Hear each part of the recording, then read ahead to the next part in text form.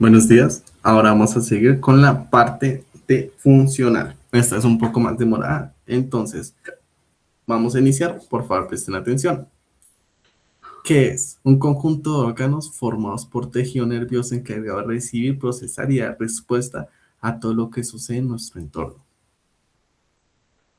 Su unidad estructural es la neurona, célula fundamental y unidad básica del sistema. Reciben, procesan y transmiten información de señales químicas y eléctricas. Es importante saber que estos son los dos tipos de señales, ya que eléctricas vamos a utilizar más que todo, pues los electrones y cierto tipo de elementos como sodio, potasio y todo esto que genera una carga eléctrica. Ya sabemos que el sodio tiene más electrones, es más positivo, va a polarizar más.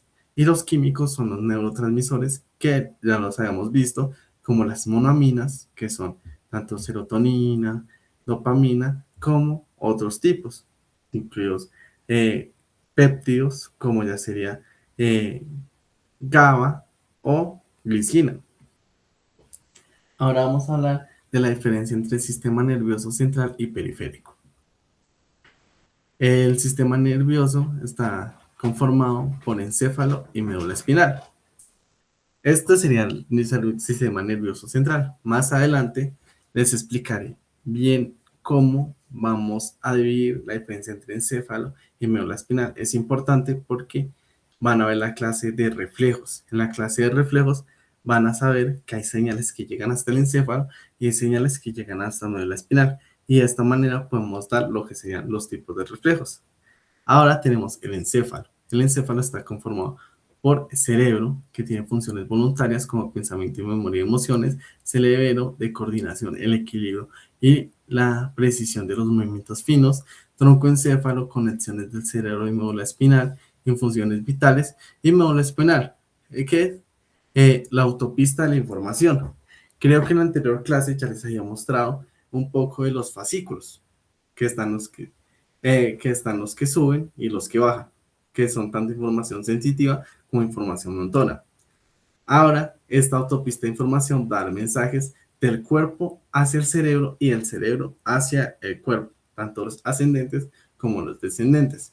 Y esto, pues ya se los he explicado, que gestiona los reflejos. Ahora, es importante diferenciar entre sustancia blanca y sustancia gris. La sustancia gris, recuerden que son los somas neuronales y la sustancia blanca son los axones. Y en el caso del cerebro va a estar en la corteza del soma. Ahora el sistema nervioso periférico está el nervioso somático, que ya lo hemos explicado, que es el motor y sensitivo, y el nervioso autónomo, que está el simpático, parasimpático, y recuerden, el entérico. Médula espinal, ahora sí vamos a ver que si se pueden fijar acá, tenemos las astas, que las astas están conformadas por el soma de las neuronas. Y tenemos todo lo que sería esta parte blanquita, que serían las axones de las neuronas, que va a generar nervios. Y también vemos que está cubierto por vértebras. Las vértebras son muy importantes, ya que dan esa protección a la médula espinal, además de dar el sostén mecánico pues, para el cuerpo. La médula espinal, primero que nada, que vamos a ver que como lo vimos anteriormente, existen las meninges. Las meninges aquí, recuerden, es la más externa de nuestra madre, tiene una aracnoides por donde pasa los vasos sanguíneos y tiene una pía madre la cual va pegada directamente. También va a tener unos vasos que lo van a irrigar. Esto va a salir más que todo de las arterias torácicas y de venas torácicas, las cuales van a llegar hasta este punto. Y vamos a tener que van a salir dos raíces nerviosas, una raíz anterior que normalmente es motora y una raíz posterior que normalmente es sensitiva. De la raíz posterior normalmente vamos a ver un ganglio. Este ganglio es muy importante ya que aquí vamos a tener muchos en los ganglios recuerden que vamos a tener somas neuronales y estos ganglios también son importantes en la respuesta refleja. Ahora sí vamos a empezar a hablar ya de los nervios. Los nervios tenemos los nervios raquídeos. Estos nervios salen directamente de la médula espinal. Tenemos que los 8 primeros nervios van a salir antes de las vértebras. Hay que aclarar que en el desarrollo embrionario las vértebras y en los nervios que se van dividiendo, o sea, como esos segmentos de la médula se dividen al mismo tiempo en la embriogénesis.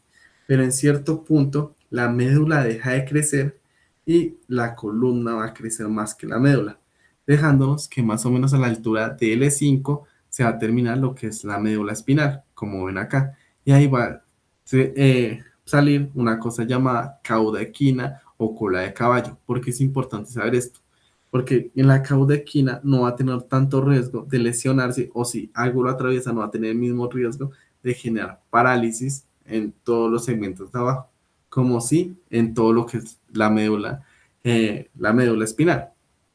Es importante saber que aquí queda la cauda equina, ya que normalmente debajo del L5 se puede hacer la punción lumbar en caso pues, de meningitis o cosas así, donde se extrae el líquido cefalorraquídeo, que recuerden que se queda nutrientes y protección, y esto se debe hacer por debajo de este espacio para proteger la médula, ya que pues gracias a pues, la embriogénesis, aunque se ven al inicio los mismos segmentos, después la columna, el hueso, va a crecer un poco más que la médula. Y pues esto va a quedar aquí más abajito. Ahora sí es importante empezar a hablar de que tenemos 8 pares cervicales que son los primeros de una C8 de C1 a C8 y estos van a encargarse de tanto sensibilidad como motor de cuello, hombros y manos. También tenemos 12 pares torácicos que serían la región del pecho y abdomen. Estos son muy importantes ya que nos van a dar nervios de músculos respiratorios y también van a ser importantes porque aquí va a salir lo que son los nervios que van hacia lo que sería el sistema nervioso simpático. Que recuerden que él regula cosas como el corazón o los pulmones. Después tenemos 5 pares lumbares que van para la parte de abajo, como espalda, cadera y parte anterior de las piernas. 5 pares sacros de S1 a S5, pies y parte posterior de las piernas. Y un par coxígeo, que es este que va normalmente hacia el ano. Aquí podemos ver que estos se llaman dermatomas. Los dermatomas son las regiones de sensibilidad. Como podemos ver, la cara no tiene como tal, el rostro no tiene como tal una sensibilidad marcada por nervios raquídeos como C1, C2 y C3, sino es un par craneal que es el nervio trigémino. Ahorita les voy a explicar qué son los pares craneales, pero recuerden que el rostro no está inervado por los nervios que salen de la médula espinal. Y vemos que a medida que van bajando los segmentos corporales, bajando el número o el rango de la raíz dorsal o el nervio espinal que lo va rodeando. Y vemos acá que, digamos, acá tenemos que aquí hacia los dedos está el C8, que aquí más hacia los dedos centrales está C7 y todo esto. El tallo cerebral es muy importante porque ahorita les voy a hablar de los pares craneanos y también estos tienen unos reflejos que ya no van hasta médula, sino que van hasta este punto. Entonces, es importante porque tienen reflejos y entre esos reflejos tenemos reflejos nauseosos, reflejos fotomotores, etc. Entonces, vamos a tener tallo cerebral. Entonces, aquí van a haber funciones visuales, auditivas, movimientos oculares, coordinación de reflejos, que ahorita les voy a explicar cuáles son los pares craneanos y muchos de ellos van a llegar a núcleos de acá. En la protuberancia vamos a tener lo que es el puente que comunica entre cerebro, cerebelo y médula, y el bulbo raquídeo o médula blanca, que es la región de las cosas autonómicas, como el latido cardíaco, presión arterial, reflejo de tos, estornudos y vómitos. Ya que recuerden que, pues, que estas cosas autonómicas normalmente no necesitan un procesamiento en la corteza, sino que son más autónomas del mismo cuerpo. Son regiones un poco más primitivas, un poco más temprano en el desarrollo evolutivo, pues, del ser humano. Ahora sí, en el tallo cerebral vamos a encontrar los pares craneanos, que son 12 pares craneanos, entre los que podemos encontrar primero el olfatorio. El olfatorio es el único que no va a pasar por tallo. Este va directamente hacia el cerebro. Esto se da ya que a través de la nariz tenemos un huesito llamado lámina cribosa, de ahí van a salir directamente neuronas. De hecho, estas son las únicas neuronas que se regeneran constantemente y son encargadas del olfato. Después vamos a tener el segundo par craneal, que es el óptico. El óptico va a pasar a través del quiasma óptico y este va a decruzar la información. Normalmente nosotros vemos lo que está hacia la parte más externa, más hacia el lateral, va a ir la información hacia el centro y la información del centro va a ser la parte lateral. Básicamente nosotros vemos las imágenes invertidas y después nuestro lóbulo occipital la corrigen para que la imagen esté normal, pero como si ya la información es invertida. Después tenemos el oculomotor, que es el encargado del movimiento de todos los músculos de los ojos, con excepción de dos, que ahí vamos a hablar de uno de los primeros, que es el patético otroclear. El patético otroclear va a ser uno de los músculos que no va a ser inervado por el oculomotor, que es el músculo que nos permite ver hacia abajo y hacia el centro, o el oblicuo medial. También tenemos el trigémino ya se los había mencionado antes, que era el de sensibilidad de la cara. Es la sensibilidad a todo lo que sería cara. Tiene tres ramas, por eso se llama trigémino, y con esas tres ramas, que son occipital, maxilar y mandibular, va a poder dar sensibilidad a eso. Pero además, la parte de la mandibular tiene una función motora. Esta función motora va en especial a los músculos masticatorios, que después los van a ver, que son los pterigoideos, que son el macetero, etcétera. Después tenemos el abducens. ¿Recuerdan que les había dicho que el oculomotor no hacía dos músculos? En este caso, el sexto es abducción. Abducción, recuerden que si lo vemos, está abducción, que es hacia adentro, y abducción, que es hacia afuera. Entonces, en este caso serían los músculos periféricos. Nos permite ver hacia afuera. Después tenemos el facial, que el facial es el encargado pues de todo lo que sería la masticación, de todo lo que es los movimientos faciales. Aquí lo podemos ver en el dibujo, como pues cubriendo la cara, y pues en el abducen vemos que está como hacia el ladito, en las gafas como hacia el lado.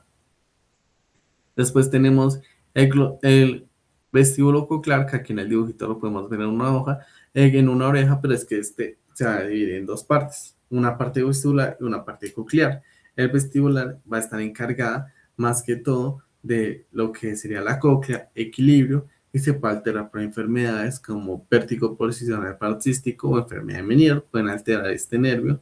Y la parte esa sería la parte vestibular. La parte coclear, que creo que se los dije al revés, es la parte auditiva, donde vamos a tener células ciliadas, tanto internas como externas, que son las encargadas de procesar el sonido y mandar esa señal a través de una secuencia en el nervio tonotópico. Ahorita vamos a ver que en el cerebro todo está dividido por segmentos.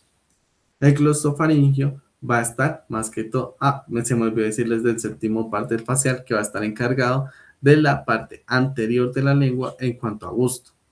El glosofaringio va a tener el tercio posterior de la lengua y toda la sensibilidad de la faringe, y además va a estar encargado de reflejos como el vómito. Después tenemos el vago. El vago se le dijo así porque pues antes un vago era el que caminaba por todos los lugares. El vago es un nervio que camina por todo el cuerpo y está encargado de cosas parasimpáticas. Recuerden que el parasimpático es como ese reposo, como ese ahorro de energía. Entonces va a estar en corazón para bajar el latido, en pulmones para bajar frecuencia respiratoria, va a estar en todo lo que es el aparato gastrointestinal, modulándolo, etcétera. Después tenemos el nervio accesorio. El nervio accesorio va a ir a ciertos músculos. Entre estos está el esternocleidomastoideo y los trapecios. Nos permite mover el cuello y alzar los hombros. Y finalmente tenemos el hipogloso, que el hipogloso es el encargado de toda la lengua en la parte motora. ¿Ves? De ahí viene la palabra gloso. Ahora vamos a hablar del cerebelo. El cerebelo es una parte importante ya que nos permite una coordinación motora. Normalmente estos movimientos son los que nos permiten hacer ciertos movimientos específicos motores, además de un aprendizaje motor. muchos de ustedes pueden manejar carro, pueden manejar cicla, pueden manejar, de hecho, muchos tipos de vehículos y en especial vestirse. Si hay un daño en el cerebelo, ustedes van a poder encontrar personas que sufren algo llamado ataxia del movimiento, en el cual cuando se mueven no pueden colocarse adecuadamente la ropa. Ustedes los ven normalmente con dificultades para vestirse, etc. También tiene un equilibrio en la postura. A veces cuando hay daño puede que la persona tenga una lordosis, que es salir la parte de la columna, puede tener algunos cambios en cómo se equilibran sus piernas, etcétera, y también tiene procesos cognitivos, entre los cuales está el procesamiento del lenguaje y la atención. En el cerebelo podemos ver que tiene un vermis, tiene dos cerebelos, dos hemisferios cerebelosos, igual que el cerebro, y tiene lóbulos anterior, lóbulo posterior y lóbulo frontonodular. Aquí podemos ver ciertas partes, la fosa romboidea, língula cerebelosa, pedúnculo cerebeloso. El caso es que todo esto está encargado del movimiento y equilibrio. También es dato curioso que no en cantidad, sino en densidad, el cerebelo tiene mayor densidad de neuronas, de somas neuronales que la corteza. O sea, no es que tenga más cantidad, sino que en su pequeño espacio tiene un montón. ¿Para qué se ve esto? Aquí miren que esto tiene varios pliegues y entre más pliegues haya, hay más cantidad de somas neuronales, porque pues ahí se amplía la superficie. Aquí vamos a tener núcleos como el dentado, como el, el núcleo del techo, el núcleo globoso y el núcleo emboliforme. Todos estos núcleos son demasiado importantes en lo que es movimiento, incluso en funciones vitales. Si no tenemos estos núcleos, puede incluso que se paralice el diafragma y crear en una crisis, en una disfunción respiratoria que puede llevar incluso a la muerte. Por esto es importante siempre tener el cerebelo bien cuidado. Y hay otra parte, en la parte circulatoria, que es que este está inervado por la AICA y el AECA, que es la arteria cerebrosa superior y la arteria cerebrosa inferior. Es importante porque hay personas con hipertensión, con todo esto, que pueden tener fallos en la irrigación o incluso a veces puede haber una embolia en estos tipos de vasos y puede generarnos pues dificultades e incluso poner en riesgo la vida. Ahora vamos con el diencéfalo, que es la región profunda del encéfalo ubicado en los hemisferios cerebelosos y el mesencéfalo. Se regula la información que entra y procesa y hacia un pliegue y hacia dónde se dirige. Entre estas podemos encontrar cosas como el hipocampo, el epitálamo, el tálamo, el hipotálamo y el subtálamo. ¿Qué es importantísimo de estos lugares? Estos lugares están entre los dos hemisferios, o sea, integra información, especial información que viene del tálamo. Regulan la homeostasis y la actividad endocrina. Es importantísimo eso, ya que esto es una de las cosas que pues hace diferentes a los dos sexos, ya que aunque regula la parte endocrina, también tiene una retroalimentación endocrina con hormonas como la testosterona o en mujeres como los estrógenos. Esto también nos hace cosas y esto es importante porque hace una modulación emocional y conductual porque tiene conexiones directamente con el sistema límbico, que ya les he dicho que el sistema límbico es el encargado de emociones. Esto también explica por qué hay a veces diferentes reacciones emocionales ante distintas cosas. Aunque claramente, ahorita les voy a dar una explicación más larguita de las neuronas que tenemos en la corteza. Es importante que el tálamo son dos masas ovaladas de sustancia gris situadas en ambos lados al lado del tercer ventrículo. Este recibe información, analiza y modula, decide qué zona cortical enviarla y regula su intensidad. Es importante la regulación de la intensidad. ¿Por qué? Cuando hay un sonido muy fuerte, un estímulo muy fuerte como la luz, al inicio, ustedes, quien no ha abierto la ventana cuando recién se levanta, esa señal es muy fuerte para el cerebro, pero gracias a esto se regula y ustedes ya pueden ver un poco más hacia la ventana y ya no se sigan tanto después de 5 minutos. Todo esto sea también con el dolor, con temperatura, con el olfato, con todo, porque el cerebro quiere llegar a un equilibrio. Y este es muy importante.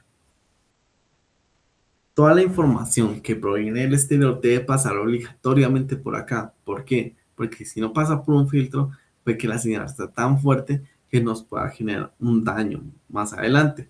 Digamos, un sonido tan fuerte que en el procesamiento neuronal pueda generar un daño a nivel neuronal. Entonces, este lugar tiene neuronas importantes como las neuronas que ya hemos visto en integración, como son las piramidales o que ayudan a regular todo este tipo de información para poder ser más susceptible.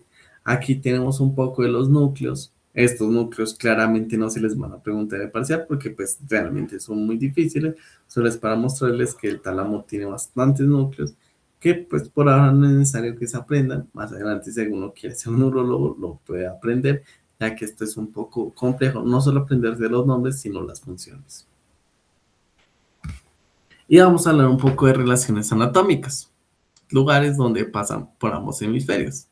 Entre estos está que a cada lado está el tercer ventrículo, pues el tálamo, está en la parte superior del hipotálamo, pues claro, pues hipotálamo significa ojo del tálamo, inferior a al cuerpo calloso, que recuerden que el cuerpo calloso es la estructura que une los dos hemisferios y medial a la cápsula interna. Entonces aquí podemos ver más o menos dónde está ubicado con todo lo que tiene cerca. Ahora sí, vamos a hablar del hipotálamo. El hipotálamo es demasiado importante porque este se encarga de pues muchas conductas endocrinas. Normalmente este da señales a la hipófisis. Y entonces este es como nuestro arquitecto principal o como el que dirige principalmente todo lo endocrino que tenemos en nuestro cuerpo. Esto incluye hormonas tiroideas, hormonas sexuales, hormonas como también no serían necesarias para procesar lo que sería la alimentación, azúcares, el hambre, todo esto está regulado por hormonas, que más adelante lo vamos a ver. Está situada en la parte inferior del tálamo y formando el piso, parte de las paredes del tercer ventrículo. Es el principal regulador de la homeostasis, coordinación de respuestas autónomas, endocrinas, conceptuales, indispensables para la supervivencia. Aquí tenemos control autónomo vegetativo que va hacia la regulación de ciertos órganos muy, muy importantes como son la cardiovascular, respiratoria y gastrointestinal.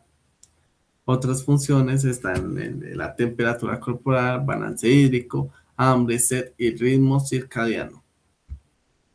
El balance hídrico se puede ajustar a través del hipotálamo que detecta la osmolaridad, ajusta la ADH o la hormona vasopresina, regula el balance hídrico. ¿Sí ven? Todo esto va a ser a través de hormonas. Regulación del hambre.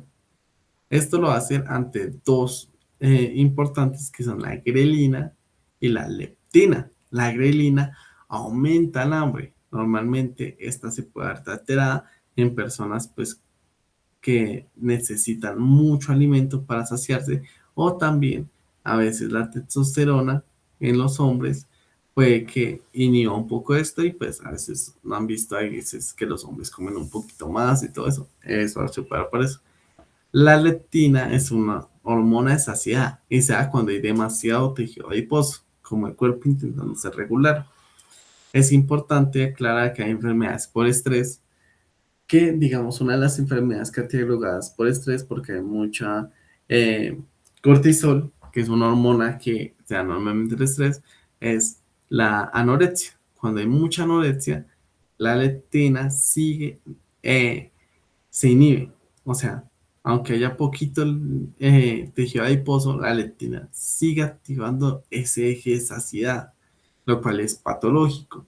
Y pues normalmente a estas personas, por todas estas cuestiones psicológicas y hormonas del estrés, dejan de comer, dejan de sentir eh, en cierto punto hambre. O sea, al inicio se incrementa la grelina intentando que estas personas coman, su patología no las deja comer y en cierto punto pues empieza a aparecer la leptina, se desregula y estas personas dejan de sentir hambre, aunque al inicio sí la sienten. Aquí vemos que en el área lateral estimula el hambre, el núcleo ventromedial induce saciedad. Regulación de la temperatura, tenemos que normalmente, pues cuando hay frío, hay vasoconstricción, entonces el cuerpo, cuando necesita que haya frío, lo que hace es vasoconstricción, los vasos no llegan tanto hasta la superficie y pues baja la temperatura, hay más frío. Cuando el cuerpo necesita que haga calor o necesita calentar, lo que hace es una vasodilatación, los vasos se acercan más hacia la piel y empieza a haber mayor flujo de sangre, lo cual hace que se caliente. La región anterior favorece la pérdida de calor, la región posterior conserva el calor. Y ahora sí vamos a hacer la gestión de hormonal. Mecanismos fundamentales del hipotálamo producen hormonas liberadoras o inhibidoras de la hipófisis. Estas viajan por el sistema porta hipofisiario. Recuerden que un sistema porta es cuando un vaso se convierte en capilar, después se convierte en el mismo tipo de vaso, digamos una vena, se convierte en un capilar, después sigue siendo vena y después en otro capilar y si se convierte en arteria. Entre estos sistemas porta, pues encontraremos esto y más adelante cuando les expliquen cosas como el hígado, etcétera, les van a enseñar otros órganos que tienen sistema porta y modulan la secreción de la hipófisis. Ahora vamos a hablar un poco de la apófisis. La apófisis se ubica en la silla turca. Ahorita les hablé del par craneal, del segundo par, que es el visual. Aquí podemos ver que la silla turca que hace acá, está la hipófisis, aquí está la silla turca. Por aquí arribita va a quedar una cosa importante llamada el quiasma óptico. Cuando esto genera hipertrofia, cuando crece más de lo normal, va a oprimir el quiasma óptico. Y se acuerdan que yo les dije que la información, o sea, que el cerebro cruza la información, o sea, lo que vemos hacia los laterales va hacia el centro, o sea, va a ser quiasma óptico. Y una vez se presiona, una de las principales consultas que tiene gente que está desregulada, que tiene problemas con la hipófisis, es un desregulamiento hormonal y por acción anatómica va a tener pérdida visual, pero solo de la visión periférica, no de la visión central. Pero es más por acción anatómica porque está presionando el nervio y el nervio no puede conducir esas señales. Es una de las posibles, es una patognomónico, normalmente la desregulación hormonal combinada con esa pérdida visual.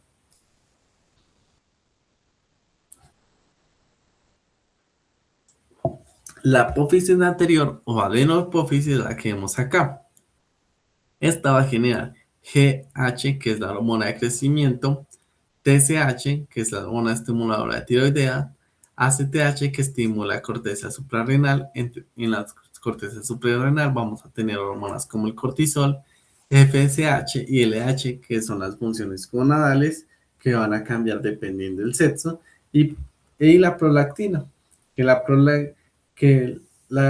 prolactina si a veces se regula, podemos ver incluso cuando hay desregulación de la hipófisis, galactorrea, que es sacar leche por los pezones en hombres.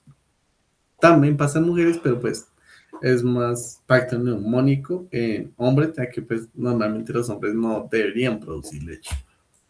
La hipófisis posterior o neurohipófisis almacena y libera hormonas sintetizadas directamente del hipotálamo a través de un conducto.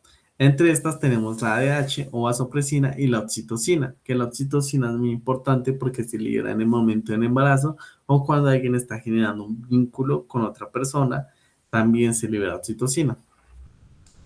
Esta conecta con el hipotálamo y pues se denomina neurohipófisis. El subtálamo, región pequeña situada en la parte inferior del tálamo, funciona, integra ganglios basales, El subtálamo participa en regulación de movimiento, control en inicio motora, coordinación fina, el subtálamo en freno de movimiento, lesiones en el núcleo subtalámicos. Tenemos el hemivalismo, movimientos bruscos, violentos, involuntarios de un lado del cuerpo. ¿Cómo podemos diferenciarlo de una lesión de cerebelosa? Es porque este está más unilateral, mientras que normalmente lo cerebeloso es más bilateral. Y ahora vamos a hablar del telencéfalo.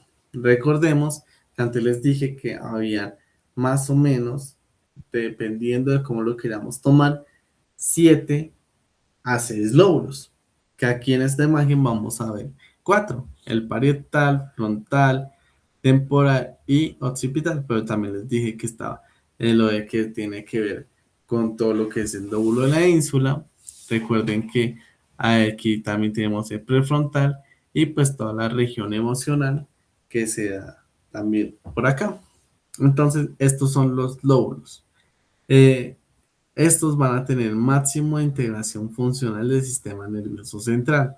Es región donde converge la porción sensorial, planificación, memoria, emociones, pensamiento abstracto permite la elaboración de conductas complejas y decisiones conscientes.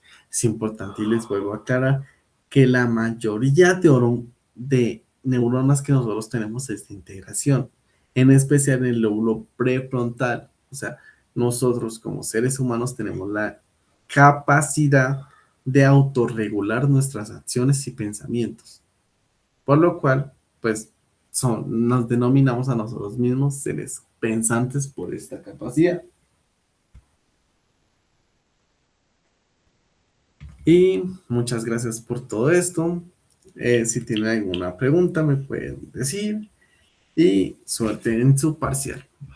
Chao.